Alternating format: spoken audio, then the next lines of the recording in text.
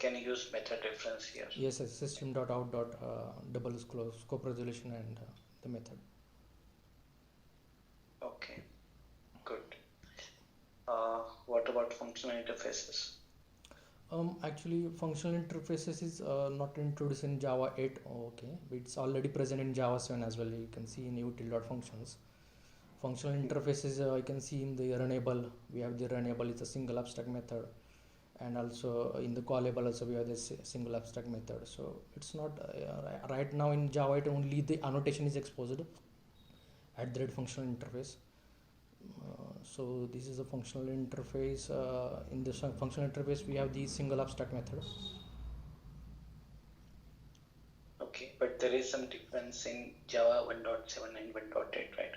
In Yes. terms. Yeah. So in the functional interface we can add default and static method as well. Okay. Okay. So that's correct. Yeah. You know about the optional class, the Yes. use of optional class. Optional is used for the wrapper to avoid the null pointer exceptions. Okay. Any other benefit on that? You can see it's very we can write a clean code where here there is a provided inbuilt method in optional, like if the value is present we can do something. If it is not, you don't want to check is present, you can immediately check off dot else throw. So it's very Right. straightforward. Right. A utility class where we Correct, can use correct. the Yeah, methods to avoid the boilerplate code. Correct. Right. And what are default methods? Which are the default methods in interface? Yeah. What are the default methods? In optional or no, in the interface. Default methods is just you can see in earlier we have the there is issue with the diamond depth problem. This is resolved in using the default method.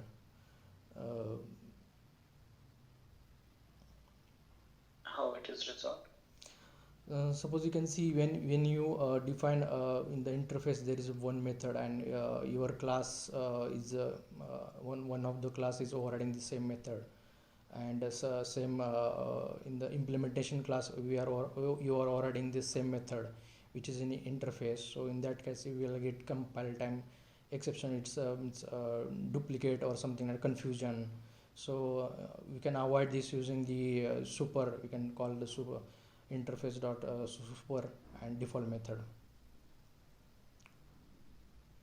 Okay. What about stream APIs? Stream we have the sequential and parallel stream APIs. Stream it's used to do some interminable operations on that stream. Like if you want to fetch the element from the array, or you can use stream dot for each, or if you want to do like filter, so stream dot filter we can use. So these are the intermediate and terminal operation we can perform on the stream.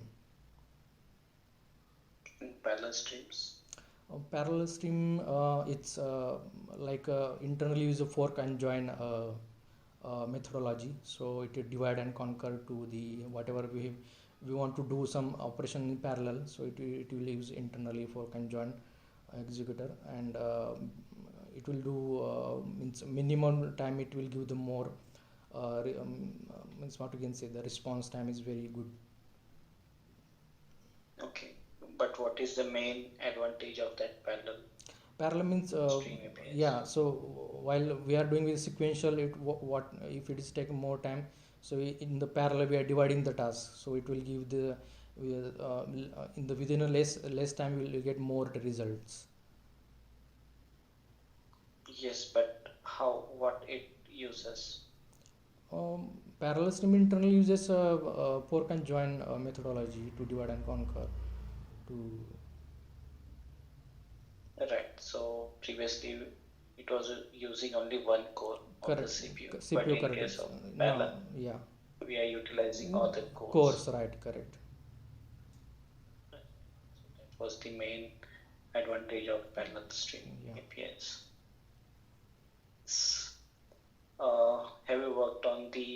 executor framework? Not such, but we need to work like async services. So in that case, we used compatible feature and executor service. Okay. Any basic idea about the Executor framework. yes? Executive framework is like a collection of it's creating a thread pool, and there is a we can do like scheduler. There is a types of the executive framework like new fixed thread. New fixed thread is based on the our core CPU. We are sending the our system.get process, and based on the availability process, it will divide the what we can say the streams of pools. And if you want to go with the scheduler, so there is a new executor scheduler constructor. So in that can define the scheduling if you want to schedule that executor framework, and also catched scheduler sorry catched executor framework is also there. So we can do, and also single threaded environment if you want to go, can do a new single threaded thread pool. Okay. So let's move to the exception handling. Okay. Can you explain the exception handling? Exception handling, we did day-to-day activities because we don't we want to avoid the abnormal termination of programs. So better to we are handling the exception runtime as well as compile time. So we have the both. There is a parent throwable, then we have the exception and runtime exceptions. So and another error. Okay. Difference between checked and unchecked exceptions. Checked exception you need to be handling compile time, and runtime exception you can handle through by code or runtime. It's not required to handle in compile times. Like Examples. IO operations, network related operations, or threading illegal state or interpreted. So that is a mandate to handle in compile time. And runtime we have the lot of like network except null pointer again custom exception like that. We suppose we are getting some data and we want to send runtime exception, data is not found or something, that we can handle it runtime based on the situation of logic. Okay. And the difference between throw and throws.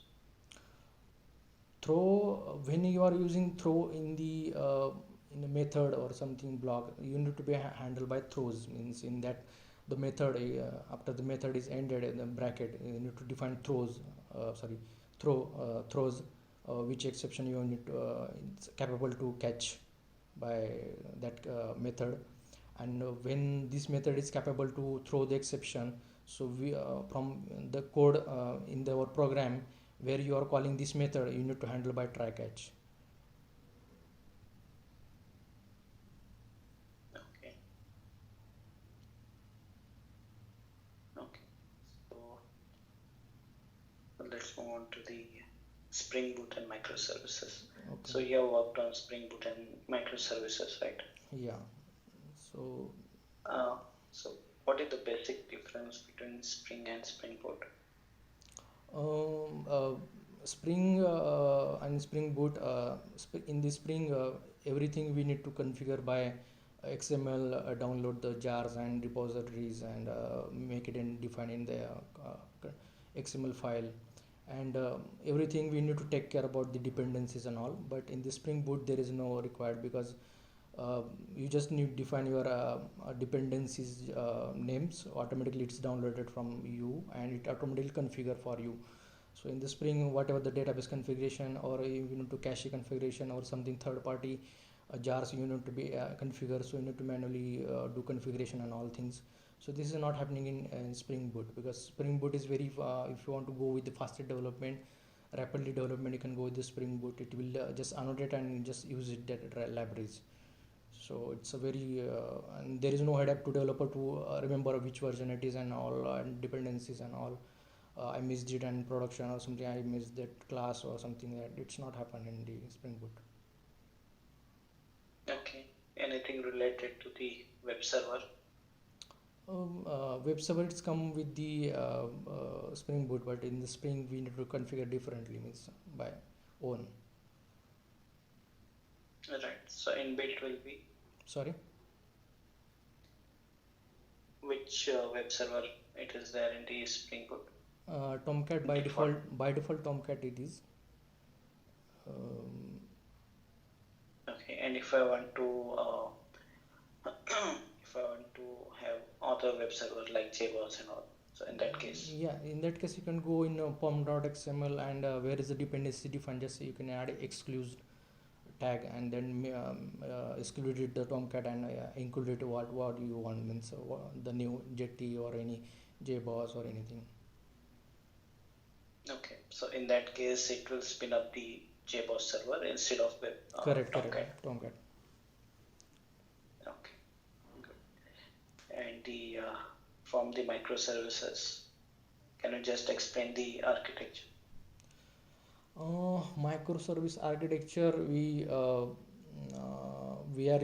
means different kind of things in our project, like uh, first of all the component I will discuss with the component. Okay, the component is like API gateway, this is another component, database component, and user management security component, logger component. So API gateway is handled by APIG tool. Okay, in the we have the lot of tools available to APIG. We can handle it ourselves as well, API gateway design pattern as well. But some of the like APIG and other thing I don't know, but they are providing the policy management, routing, and all these things. So this is handled by our client. Okay, client have the own their license of APIG, so they are handling the APIG load balancing by APIG tool, and versioning and routing that they are handling. From our side, we are having database, NoSQL database, and logging mechanism, distributed logging. We are storing in Splunk. So every pod have the different log is generated. Every microservices that store in this, the file location. This file location is centralized, and the Splunk is configured. So Splunk is always checking the logs, and we are checking the logs in every we don't want to go every pod and go and check the logs. We can use a Splunk for that. And we have the different microservice component which we are using this discovery client also. We are using discovery server client and server both are we are using. And we have the lot of multiple web microservices like user services, customer services, organizing services. So these are the services we are managing, and they are doing independently. What about deployment? Deployment we do by using Jenkins and deployed on the particular environment like the dev environment, QET, or Cit environments. Okay. And the cloud server? Cloud server, actually we have the pipeline. It's created AWS pipeline to publish, deploy the images on the EC2 instance. So there is, when we want to finally release the version on AWS, so we can choose it in Jenkins to deploy on the AWS. Okay. So did you get a chance to write any script for Jenkins for deployment or just No, building? I didn't get chance because we have the platform team for that. But I know that process. Whenever we are doing AWS instance is created, so we are giving the policies, role-based policies, and all container policies, read-write policies, or read-only policies for that. So based on that, we are creating the different secret ID and passwords. Okay, so that is we can configure it in our Jenkins script, and based on that, we are kind of we are just assigning the UR as well, the EC2 instance, and when we refresh it, authenticate and publish it. Okay. So the main advantage of microservice? Its a main advantage is independent work do. So in the if it is a that microservice, suppose that microservice is holding much traffic, so we can scale it out independently. Okay. And for that only scalable we can use that resources only that microservices, it's a loosely coupled, so it's they have the own database and all own components, so it's very loosely coupled. So if you want to deploy on that single pod or code, we can deploy it. So it's not dependent to other pod to with it's dependent to without this we cannot deploy or something like that. Okay. And that is the difference between monolithic and microservices, right? Correct. Okay. So you mentioned that you have worked on circuit breaker as well, right? Yeah, so we are using Hystrix as a circuit breaker, Hystrix command and fallback method. Okay. What is its main use? Mainly use, suppose we are calling in third party in from the microservice we are calling third party clients, or third it's like dependent another not dependent, but we are calling another microservice to get the communication.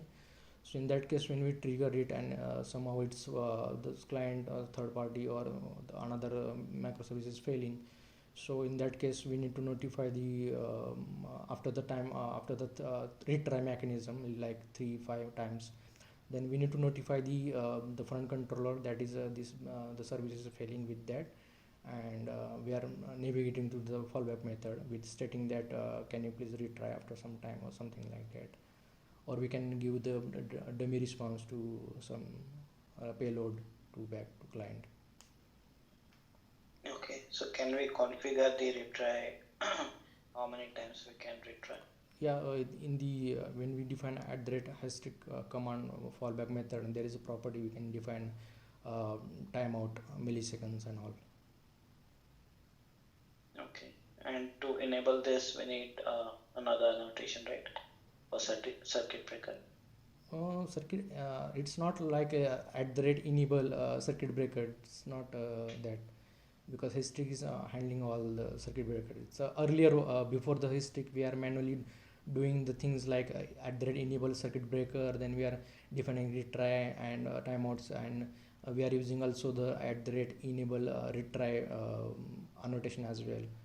So right now no need to do that. Correct.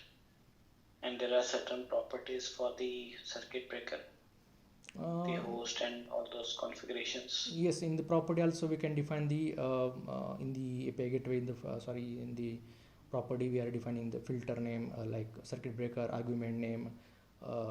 In the argument we are defining the which services and which fallback URI we can define. So forward slash with the we are defining like user fallback or something like that. Okay, so what is that fallback method?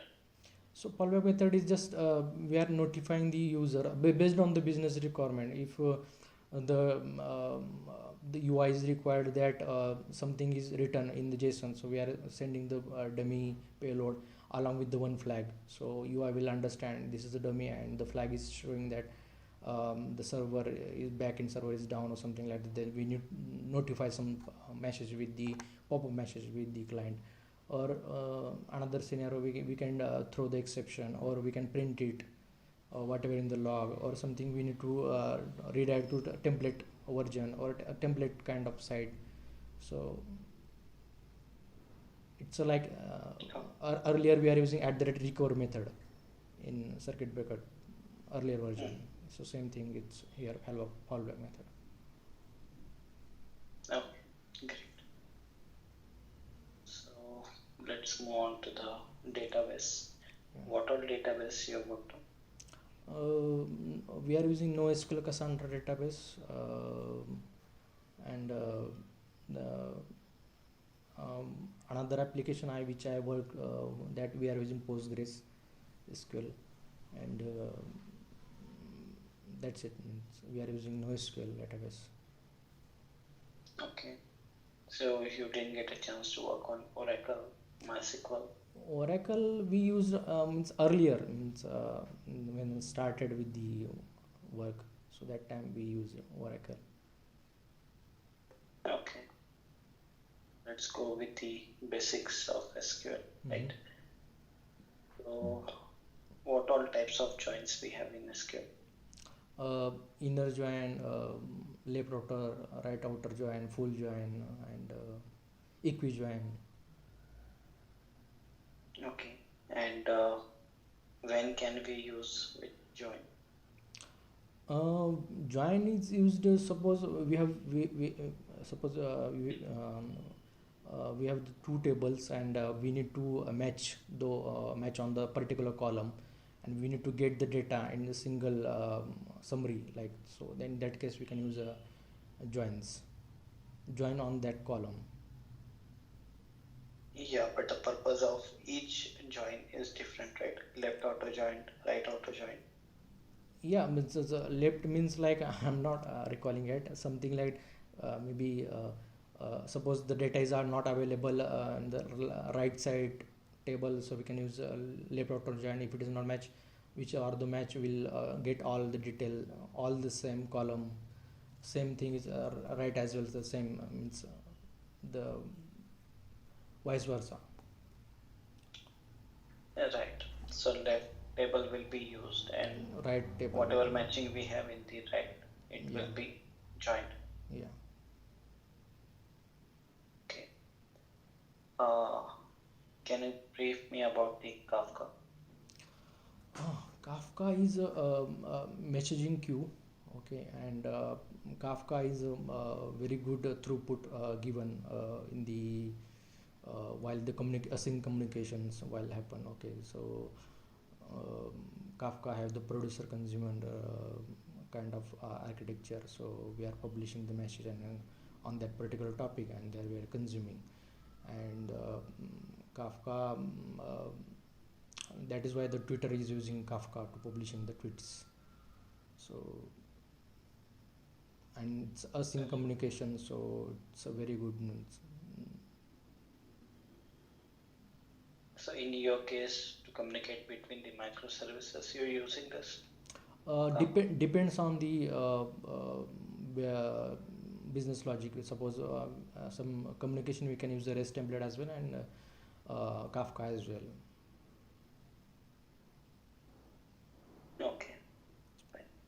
Because what happen, you can see from the microservice we are using REST template, okay, but another microservice is also our Spring Boot application, so we can communicate with REST template. But what about the distributed architecture? So suppose there is our ticketing and data processing, big data, so that is implemented in Scala, and Scala is using Spark Kafka to produce consume. So we need to communicate with that Kafka distributed application. So there is no REST template, so and Spring Boot. So in that case we need to communicate, we can use Kafka, because Spring Boot support Kafka, and Spark framework with the Scala also support the Kafka. So we also communicate with the Spark and Scala with the using Kafka. So they are sending some details to us. We are also sending that some failure details to that streaming data processing, so they can process the data, and at the end we are getting the tickets, lot of tickets, so failure tickets. Okay. So you're working on Git, right? Git and Bitbucket. So GitLab and Bitbucket. Git. That's right. So you're using the UI for Git, or you're using the terminal? Actually we are using UI Git. UI Git. Okay. Just for so the you're aware of the just for the downloading the repositories we are using console, git clone, SSH, then URI. right, but you're aware of the commands that I use. Yes, for git clone, cloning. git push, yeah, commit. Okay. And suppose if I have committed a code, right? And I want to update that particular commit with some particular message. So do you know anything about that? Through console. Yeah, through console, or there is an option from I UI. think UI as well. Yes, yes. So it's always popping with the message, so we can commit it. Yeah, and suppose if I committed and I have pushed that particular that code, and now I want to update that particular message that we have pushed with this particular message. So in that case, you know about any git amend command? No. I think actually what happened, we are configure our Git into the STS. So we are just we are just pull fetch from our stream and push it and commit it. That's it. So I think I never get chance to I missed that textual command, and I need to update. I mean rechange the comment text. So I didn't. Okay. Yeah. But this command is required because suppose in our case there are some restrictions to push the code, like you should give some proper message, otherwise your push will be rejected. So in that case you cannot roll back it, right? Yeah, got it. Means there is a pattern, correct. That's right. So in that case you need to use the amend command. Okay. So through that you can update your message and then you can push it. Okay.